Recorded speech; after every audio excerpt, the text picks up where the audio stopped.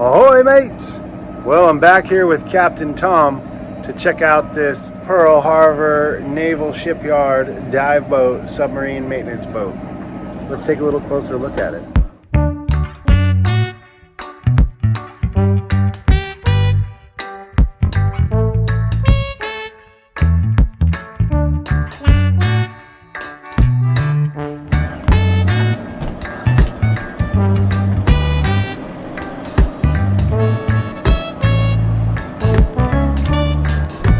Let's go ahead and open up this hatch so there's some light down there. That one seems locked. Ahoy, mate! How's it going? Still sick a little bit? Yeah. You got your covering on? Check this thing out. Pretty interesting. I see it already has one crewmate there.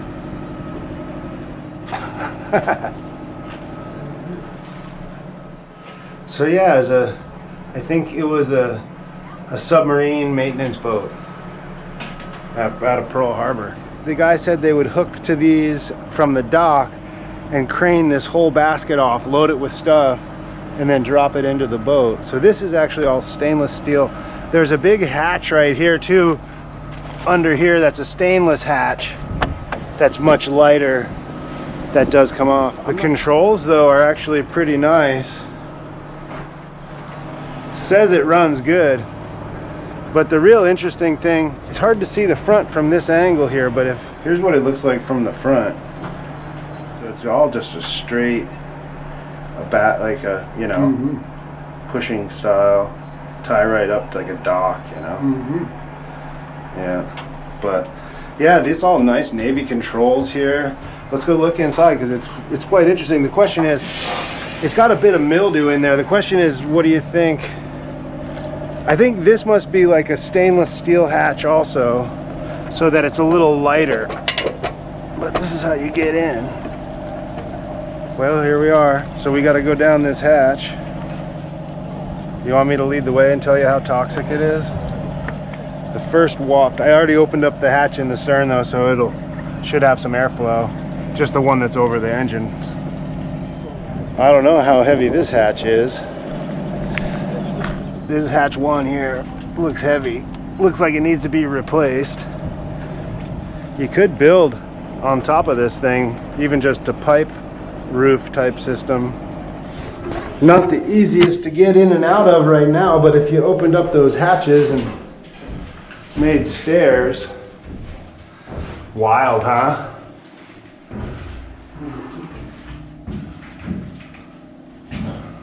I mean, I think if you pressure wash this inside with vinegar, it'd probably take care of all that. Yeah, so this is like a cargo basket. You look here, look at these rollers, Tom.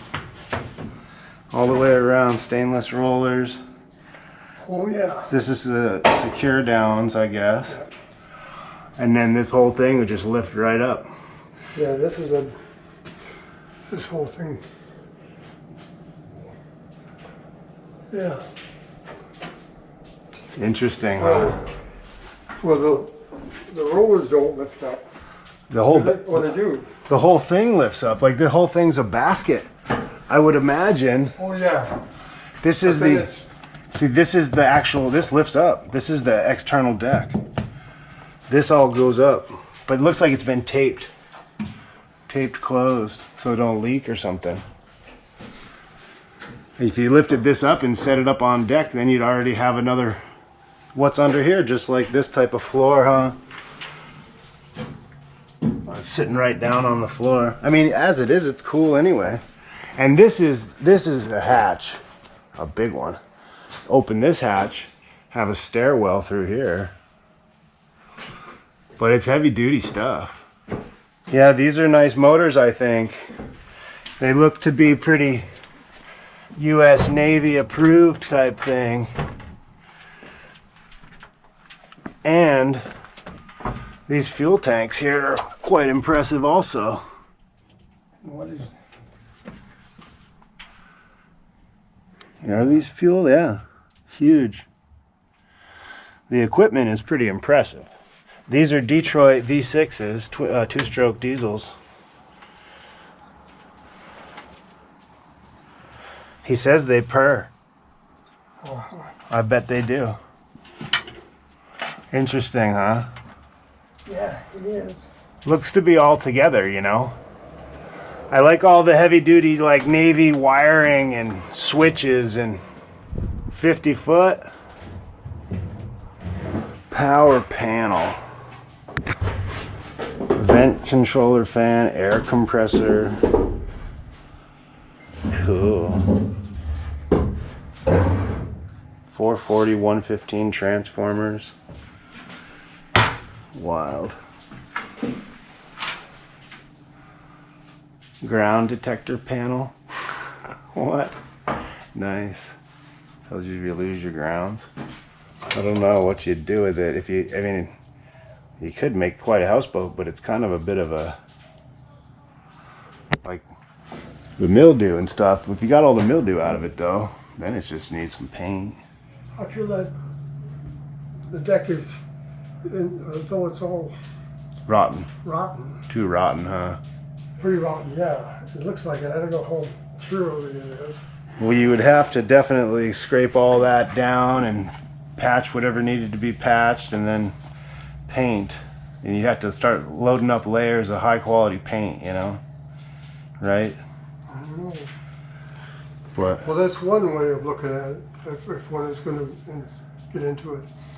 If one wasn't going to get into it, was going to get into it and not put money into it, the thing that this thing can do, if there's no opposition, it can be, I think out in Kehi Lagoon, it can be put on hold for right around, I'm thinking, $300 a month. yeah, on a mooring ball at Kehi is the cheapest way. He says he's been paying a lot of money for this boat, you know, to be at the slip. And But if you shop for it, you might find somebody who's, you know, real interested in it. And I'm thinking in the meantime, even for scrap, if Wow. this thing ultimately goes to scrap. some good money in scrap metal right here. Sure, I mean, you got twin engines right there to pull out, and you got a 50-foot hull here that's, I don't know where you could go for scrap to scrap it. That would be. That'll pay you for it. Not the dump, but there are scrap metal places on Sand Island even. And this is scrap, stainless, this whole box too. What about for like a working boat? What could it do? Yeah. Could it be like salvage, like put Well, some cranes it could be, on it? It looks like it could be a little tug. It's obviously it's twin screw Powerful.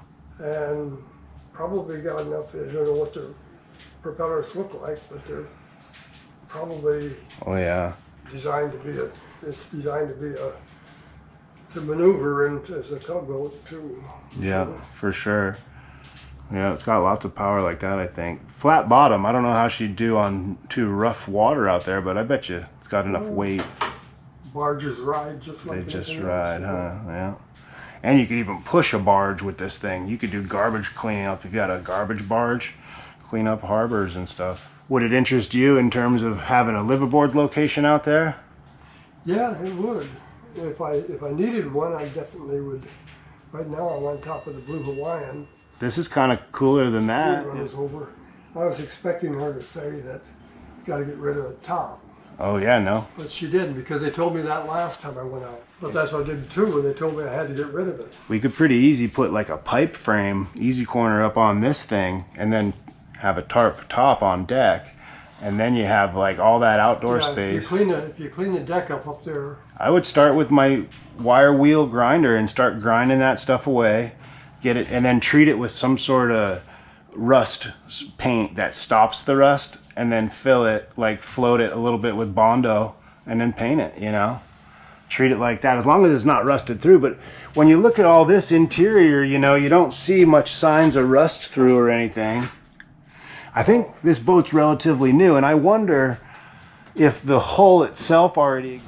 You mean they might have modified the present boat for the job that they had in mind or something like that? Yeah, because I read something that there's code 370 was a specific underwater switch. They usually had a routine way of changing it, but because there was this one that was like had to be detached from its moorings or whatever at such a depth, and they had to basically develop a new way of purging the line. And so this boat was part of that team that developed a new technique, which is now a technique that they use rather than having to dry out. They used to use, I have to read, I'll send you the article, it's quite interesting, but that's what Code 370 was.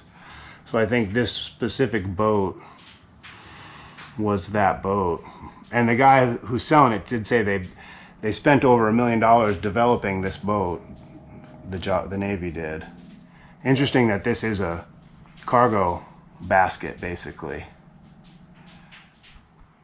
I'll bet you all this stuff works. I don't think there's batteries hooked up right now, but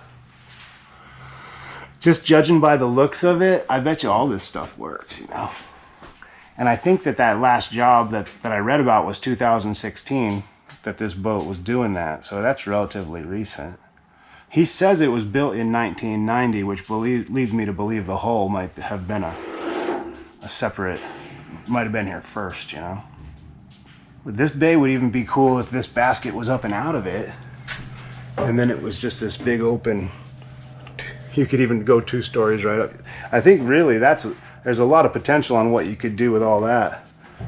This basket, so this is part of the basket, isn't it? Yeah, and then you're right on the deck there on the lower gunnel. Right below that, like right here, you just got a little, like if you look out this portal, you'll just have a little ledge right there. Actually gets decent light through those port lights, don't it?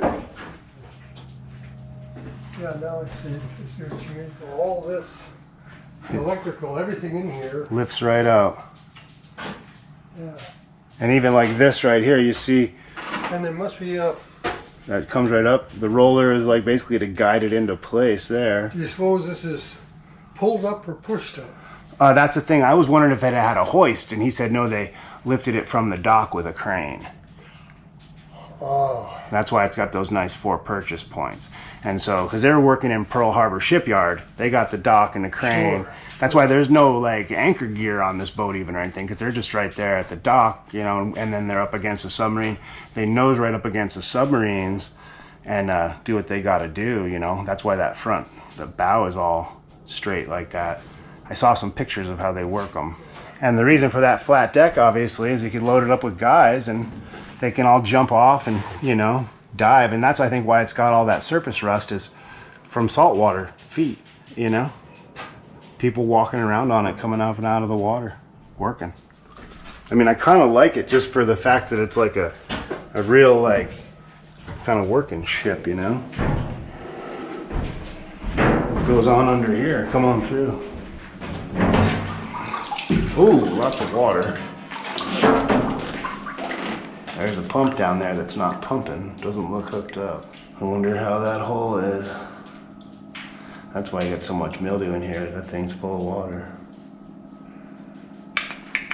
Looks to be all separate chambers, huh? You got something over there, a pump or something. Yeah, there's a bilge pump. Looks to be not hooked up. Oh. No hose touching it. Maybe she's taking water in through that. Wherever that goes out. That's not a bad situation in terms of, as long as she's not leaking. Yeah, a good bit of water up here too. First things first would be to get all the water out of it. Pretty substantially sized boat. You got your bag? You got your bag? Yeah. Something to get your creativity going, that's for sure. Pretty much watertight doors. Another big port light right here, big port light on that side. These things in themselves are worth quite a bit of money, you know. What type of offer do you think? I mean, he's asking like $12,500 or something, but sounds like he would take somewhere, I mean, it sounds like he'd take less. I offered already just to pay his back slip fees and have him give us the boat, and he's like, I need to get something out of it. I've paid so much money for that. Sounds like he owes like maybe a couple thousand in back fees though. Well, he needs to get something out of it. He needs to get something out of it. Tiny 10. 10 grand, huh? I like it. 10 cash. Start a little lower than that. Hopefully you could end at 10. I was thinking that too. But yeah, look at how nice this whole, this is a pier. It's a dock for a big boat. Let's just pull right up to it. Maybe we'll make them a low offer and work our way up. These obviously are all like kind of rotten and broken, but that's pretty superficial. Cut them off. We maybe have to get a welder. Might have to invest in a welder and a big generator. Might have a generator. Might be able to run it off the motors. This thing I'm sure has some power capabilities. That thing failed already. But with a welder and pipes, grind it off, weld it up. And I do tend to think it's not rusted through as much as like this stuff. Grind it down, paint it. First of all, you could just knock that thing off. Just put a link there and weld a link down Yeah, on deck in both places just so you could secure it to them. yeah. Because you'd need a front tie off anyway for the mooring out there. And I got a 70-pound anchor there on the Blue Hawaiian. Yeah, that's big. That's a big enough anchor, and Yeah. it doesn't have to be Navy No, windlass and all that. just enough for our safety and be able to stop it if we're in trouble. But oh yeah, this comes down like this too. It's a two-hand job, which is nice though because it's got that stopper on it so it doesn't kill you. That's nice. I'd imagine this is stainless steel or aluminum also. It doesn't feel quite so heavy.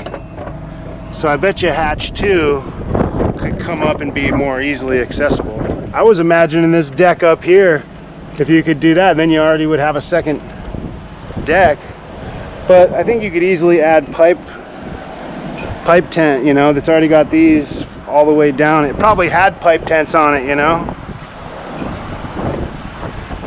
Yeah, it's got those pipe holders all the way around it. These are the purchase points.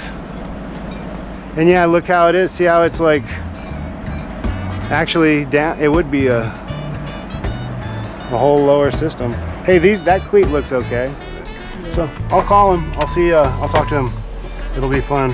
I'll tell him we got to get that thing pumped. Yeah. Yeah. Yeah. You take care of all that. Sounds good, Captain. Talk to you soon. All right. I had a feeling you were gonna like that thing.